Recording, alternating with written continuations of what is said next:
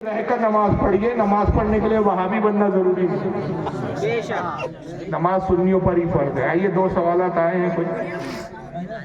ایک قوال اس علاقے میں بہت آتا ہے, مکرم وار تھی, اس نے ایک شعر پڑھا, کیا ہے یہ, باغ فتح چھیننے والوں کو تحفے میں دے دیتے اگر مانگ لیتے, اس کے بارے میں کیا ہے؟ میں نے سب سے پہلے تو یہی عرض کیا کہ یہ کوئی شیعہ رافضی ہے خبیث, شیعی ہوگا یہ رافضی. اگر اپنے آپ سے منہ سے اپنے آپ کو سنی بھی کہتے ہو, سنی کہنے سے کوئی سنی نہیں ہو جاتا, اس کے عقیدے سے ظاہر ہو جاتا ہے کہ سنی ہے کہ رافضی ہے. سب سے پہلی بات کہ حضرت ابوبکر صدیق نے نہ باغ فتح چھینا اور نہ ان سے غصب کیا گیا. باغ فتح کا اصل میں خیبر کا ایک باغ تھا جو بغیر جنگ کے رسول اللہ کو یہودیوں نے بطور ہبہ اور تحفے کے طور پہ پیش کر دیا. خیبر کی جب جنگ ہوئی تو بغیر جنگ کے, بغیر قتال کے باغ فتح رسول کے قبضے میں آیا, اور ایسے مال کو جو بغیر جنگ کے کسی کافر سے مسلمانوں کے اختیار میں آ جائے, اس مال کو قرآن نے مال فے, اور مال فے کا قرآن نے خود حکم بیان کیا کہ اس میں مسکین کا حق ہے, بیواؤں کا حق ہے, مسافروں کا حق ہے, تنہا کسی ایک کا نہیں ہے. اس میں اللہ رسول کا حق ہے, بیواؤں کا ہے, مسافر کا ہے, یتیموں کا ہے, مسکینوں کا ہے. اللہ کے رسول صلی اللہ علیہ وسلم اس باغ میں, جو کھجور کا باغ تھا, اس میں کھجوریں بھی بہت عمدہ ہوتی تھی, تو آقا صلی اللہ علیہ وسلم اس کھجور میں جو بھی آمدنی ہوتی وہ مسکینوں پہ خرچ کرتے, بیواؤں کے وظیفے مقرر تھے. سرکار اپنے اہل بیت میں بھی کچھ لوگوں کو وظیفے دیتے تھے. خود آقا صلی اللہ علیہ وسلم کے پاس جو مہمان اور جو باہر کے سفیر وغیرہ آتے تھے, ان کے کھانے پینے کے سارے اخراجات اسی آمدنی سے ہوتے. جب ابوبکر صدیق خلیفہ ہوئے تو حضور کی اولادوں میں صرف تنہا حضرت فاطمہ حیات تھی اس وقت. حضور کی باقی کوئی بھی اولاد اس وقت زندہ نہیں. حضرت فاطمہ ابوبکر صدیق کے پاس گئی کہ یہ باغ جو ہے حضور کے اختیار میں تھا, میں ان کی بیٹی ہوں, لہٰذا بطور وراثت یہ باغ مجھے ملنا چاہیے. حضرت سید ابوبکر صدیق نے ایک حدیث سنائی, اور اس پر بہت تمام صحابہ نے اس کی تصدیق کی, جس میں تصدیق کرنے والوں میں مولا علی تھی. اور حدیث یہ تھی کہ آقا صلی اللہ علیہ وسلم نے فرمایا کہ انبیاء وراثت میں درم و دینار مال نہیں چھوڑتے, بلکہ وہ جو کچھ چھوڑتے وہ امت کے لیے صدقہ ہو. تو اے خاتون جنت اے فاطمہ, یہ باغ آپ کا تنہا نہیں ہو سکتا, اس لیے کہ رسول اللہ کی حدیث ہے میرے پیش نظر, لہذا جس طرح حضور اس باغ میں تصرف کرتے ہیں میں بھی تصرف کرتا ہوں. اب ہڑپ کرنا اور غصب کرنا یہ ہوتا ہے کہ میں مثال دیتا ہوں کہ کسی شخص کی کسی پراپرٹی پہ میں نے قبضہ کر لیا. اب اس کو ذرا سمجھے ٹیکنیکل. کسی شخص کی میں نے مکان پہ قبضہ کر لیا, مان لیجیے, اب وہ میرے قبضے میں رہا, میں مر گیا, تو اس مکان میں میرے بعد کون آئے گا بتائیے؟ اور مکان کس کو ملے گا؟ جس کو میں نے دھوکے سے قبضہ کیا. بولیے بولیے, ارے بولیے. ہاں, میری اولادی کے پاس چلا جائیں گا نا. میں نے قبضہ کیا, دھوکے سے لیا, لیکن اب وہ جو چھوڑا وہ تو میری اولادی کے پاس. اب اگر ابوبکر نے باغ فتح قبضہ کیا تو ابوبکر کے انتقال کے بعد وہ فتح تو حضرت ابوبکر کی اولادوں میں آنا چاہیے تھا. مگر کوئی مائیکل الرابطی دکھا دے کہ ابوبکر نے وہ باغ جو ہے اپنے اولادوں کو دے دیا, بلکہ وہ کس کے تصرف اور اختیار میں آیا؟ حضرت عمر, کیونکہ اب وہ خلیفہ ہو گئے. پھر حضرت عمر کا انتقال ہو گیا تو حضرت عمر نے بھی اپنی اولادوں کو نہیں دیا, بلکہ وہ باغ کس کے اختیار میں آیا؟ حضرت عثمان غنی کے. عثمان غنی کا انتقال ہو گیا تو وہ باغ آیا مولا علی کے اختیار میں. مگر مولا علی نے بھی وہ باغ, اب حضرت فاطمہ تو زندہ نہیں تھی, تو اگر وہ حضرت فاطمہ خاتون جنت رضی اللہ تعالیٰ عنہا کی وراثت ہوتی, ان کی پراپرٹی ہوتی, تو وہ باغ کس کو ملنا چاہیے تھا؟ پھر ان کے وصال کے بعد امام حسن, امام حسین, حضرت زینب, حضرت کلثوم, ان کی اولادوں میں. لیکن علی نے بھی اپنی اولادوں میں باغ تقسیم, تو پتہ چلا وہ معاملہ ہی نہیں تھا جو کہانی پوری بنائی. ایک چیز. دوسرا, اس باغ پہ تنہا اگر تھوڑا دیر کے لیے مان لیں کہ چلو انبیاء کی وراثت تقسیم ہوتی ہے, ابوبکر نے وہ حدیث جھوٹی سنائی معاذ اللہ. اگر کوئی رابطی کہے کہ وہ ابوبکر نے گڑا تھا وہ حدیث, تو بھائی چلو اگر انبیاء کی وراثت تقسیم ہوتی ہے تو شوہر کے انتقال کے بعد پراپرٹی میں بیوی حقدار ہوتی ہے کہ نہیں ہوتی ہے؟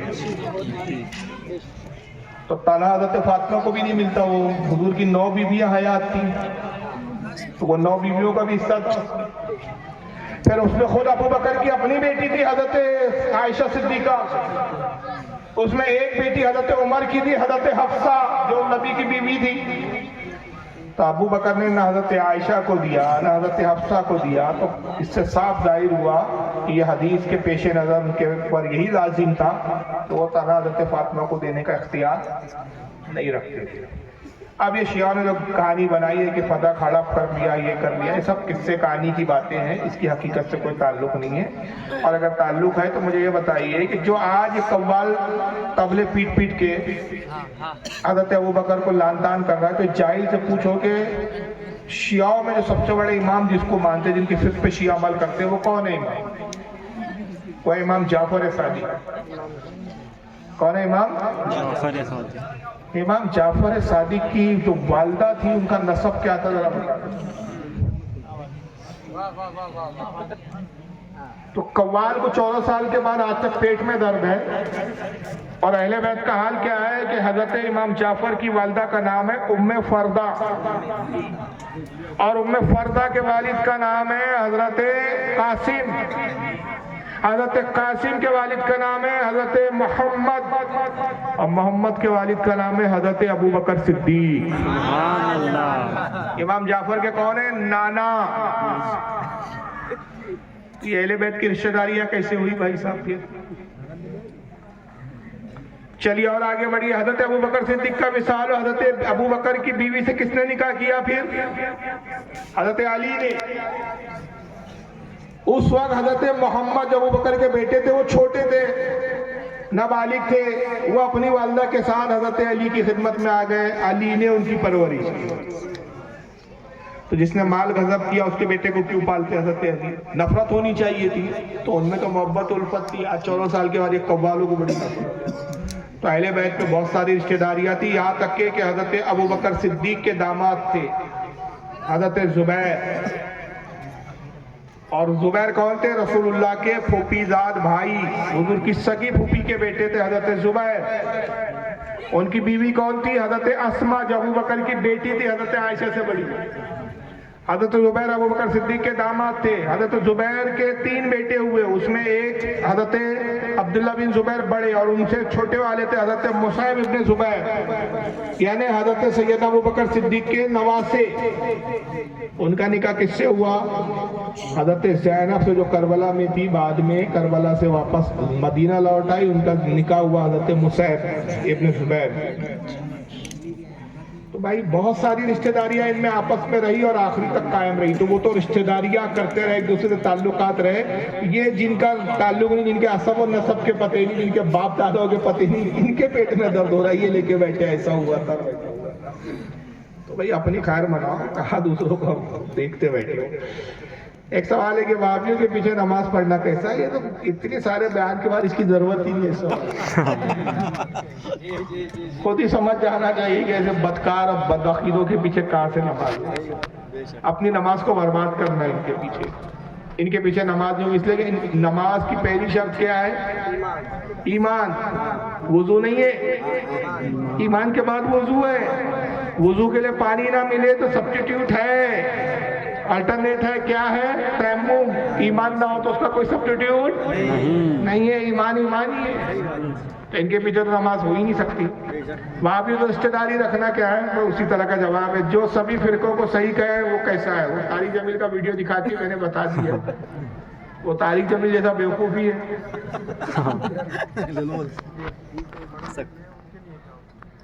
اچھا، جنہوں نے دھوکے میں پڑھ لیا، یہ سوال جان بوجھ کے جو پڑھا، اگر مسلمان سمجھ کے پڑھا اور اس کی بدعقیدگی حد کفر تک ثابت تھی تو اس پر خود کفر کا حکم لگے.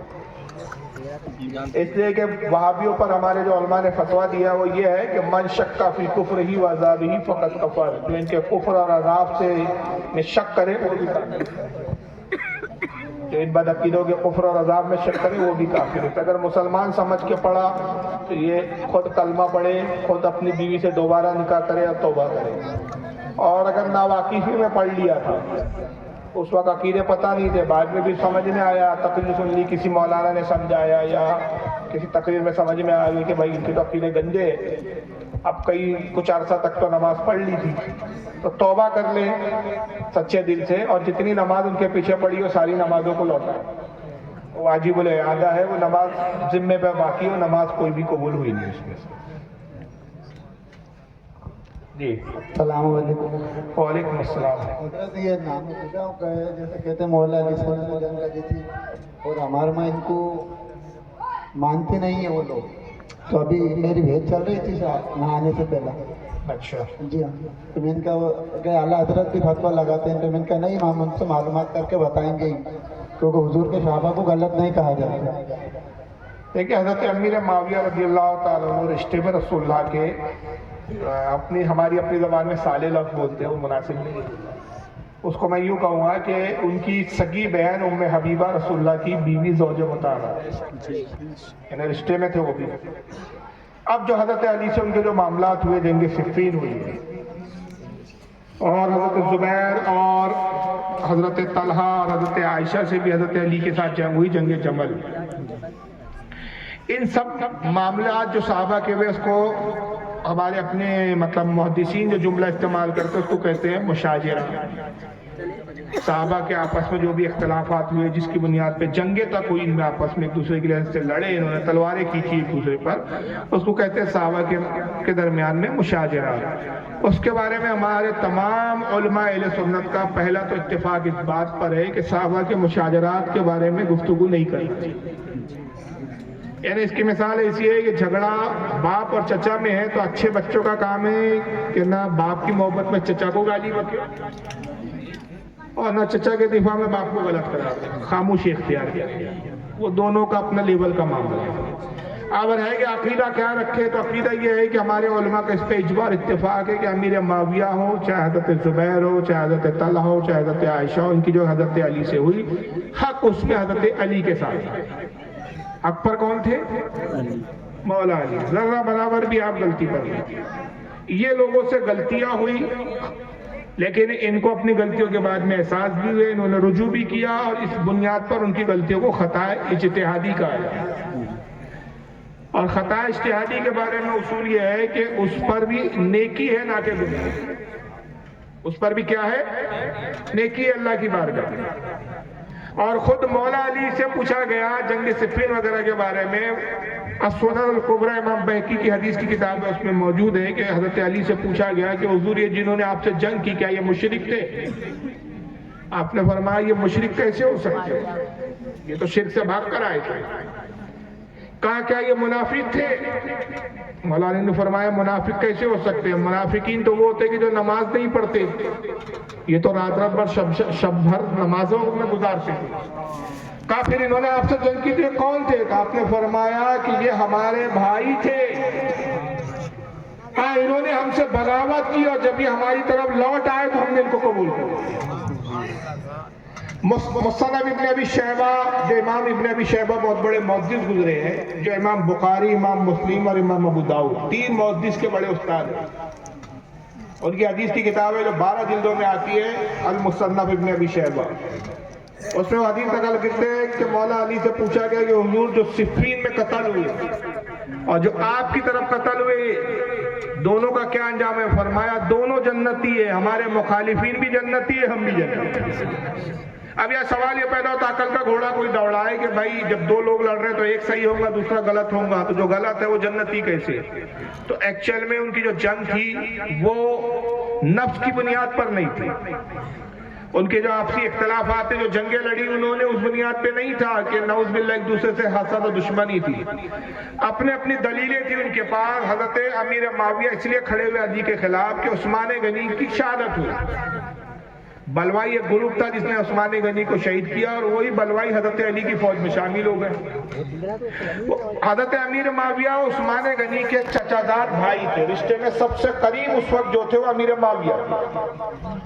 انہوں نے رشتے کے اعتبار سے مطالبہ کیا کہ قرآن میں یہ ہے کہ جو بدلہ لینے کا جو حق ہے وہ قریبی رشتہ دار کو ہے، تو قرآن کی آیت کے تحت عثمان غنی کی جو شہادت ہوئی، جو قتل کیا گیا، اس کا بدلہ لینے کا مجھے اختیار ہے، تو وہ قاتل میرے حوالے کیے جائیں جنہوں نے عثمان غنی کو قتل کیا۔ یہ حضرت امیر معاویہ کا مطالبہ تھا. اس کے جواب میں مولا علی کے پاس کیا دلیل تھی؟ مولا علی کا جواب کیا تھا کہ قاتل کی پہچان نہیں ہے، جنہوں نے قتل کیا اس کے گواہ نہیں، وہ چہروں پہ نقاب ڈالے ہوئے، کپڑے پہ باندھے ہوئے، اپنے چہروں کو چھپا کے اندر داخل ہوئے، کوئی دیکھنے والا نہیں. جب انہوں نے قتل کیا صرف ایک تھی حضرت نائلہ جو حضرت عثمان غنی کی بیوی تھی. ان سے پوچھا گیا کہ قاتلوں کو پہچانتی ہو؟ کہا میں کسی کو نہیں پہچانتی، اس لیے کہ سب چہرے سے کپڑوں سے اپنے چہرے چھپائے ہوئے تھے. قاتل خود آ کے سامنے آ کے اقرار نہیں کرنے کو تیار کہ بھائی ہم نے قتل کیا ہے. تو جب قاتلوں کا پتہ ہی نہیں، نشاندہی نہیں، تو حضرت علی کہتے ہیں کہ جب تک تحقیق نہ ہو جائے، پختہ کوئی ثبوت نہ ملے یا قاتل خود آ کے اقرار نہ کرے، تو جب تک یہ شرعی تقاضوں سے پورے گزرا نہ جائے، اس وقت تک کسی بھی شخص کو پکڑ کر عثمان غنی کا قاتل قرار دے کر اس کو سزا نہیں دی جا سکتی. تو یہ حضرت علی کی اپنی دلیل ہے. اور حضرت امیر معاویہ کا کہنا تھا کہ قاتل آپ ہی کی فوج میں شامل ہے، تو یہ آپ کی ذمہ داری ہے کہ وہ قاتلوں کو تلاش کرو، اور جب تک آپ یہ قاتل ہمارے حوالے نہیں کریں گے اس وقت تک میں آپ کو امیر المومنین نہیں مانوں. تو یہ دونوں کے پاس اپنے اپنے دلائل تھے. حضرت علی کا پہلو زیادہ مضبوط تھا کہ یہ حقیقت تھی کہ قاتلوں کی نشاندہی نہیں تھی، پہچان نہیں تھی. لیکن امیر معاویہ کے بعد اپنا اجتہاد تھا. اب یہ الگ بات ہے کہ ہمارے علماء اس پر اقرار کرتے، اتفاق کرتے کہ امیر معاویہ کا جو اجتہاد ہے وہ علی کے اجتہاد کے مقابلے میں کمزور. حضرت علی کی دلیل مضبوط تھی، اس لیے حق علی کے ساتھ تھا. حضرت امیر معاویہ سے خطا اجتہادی ہوئی. لیکن خود جب علی مولا علی فرما رہے ہیں کہ وہ جنتی ہے، تو آج کے فجیٹروں کو حق ہی نہیں پہنچتا کہ وہ اس بارے میں اپنی زبان کھولے. اب آج کوئی کتنا ہی بڑا اپنے آپ کو سید بولے، آج کے دور میں کوئی کہے ہم سید ہیں اور ہمارے رشتہ ہے، ہمارے ابا ہے، ہمارے دادا علی، اور جنہوں نے ہمارے دادا سے لڑا وہ غدار ہے اور یہ ہے وہ ہے. تو میں ان سے ایک سوال کرتا ہوں کہ کیا غوث اعظم سے بڑے سید ہیں آپ؟ بولو، آج کا کوئی سید غوث پاک کے برابر ہو سکتا ہے؟ غوث اعظم گنی الطالبین میں فرماتے ہیں کہ ہمارا ان صحابہ کے بارے میں موقف یہ ہے کہ ہم امیر معاویہ کے بارے میں زبان درازی نہیں کرتے، ان کی گستاخی نہیں کرتے، بلکہ ہمارا عقیدہ یہ ہے کہ قرآن نے فرمایا کہ ہم ان کے دلوں کی قدرتوں کو نکال دیں گے اور یہ جنت میں پاس پاس کرسیوں پہ بیٹھے ہوں گے. یہ آیت بیان کر کے غوث پاک فرماتے ہیں کہ خود مولا علی نے کہا اس آیت کو تلاوت کر کہا لوگوں، معاویہ اور ہمارے درمیان میں جو کچھ بھی گزرا اللہ تعالیٰ ہمارے ایک دوسرے کی شکایتوں کو دور کر دے گا، جنت میں ہم آس پاس کرسیوں پہ بیٹھے ہوئے. اور اس کو غوث پاک نے لکھا. جی